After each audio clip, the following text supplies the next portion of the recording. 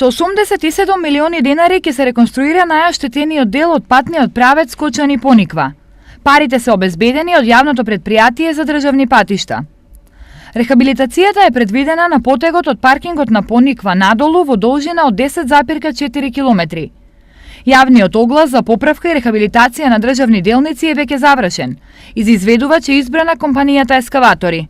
Препознавајќи ги потребите на граѓаните, направивме силни напори за поддршка на туристичкиот развој на овој крај. Задоволен сум што обезбедивме средства да се поправи најоштетениот дел од патот Пониква-Кочани, на кој не е интервенирано откако е изграден на крајот на 70-тите години.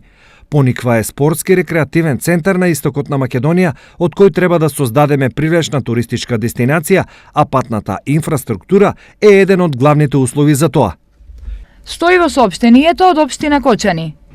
Патот кон Пониква е со вкупна должина од 21 километар, а над 1/3 од коловозот е тешко оштетен. Се работи за регионален патен правец кој со промоцијата на главниот зимски туристички центар во источниот регион привлекува се поголем број посетители, поради што тој е важна сообраќајница во овој дел од државата.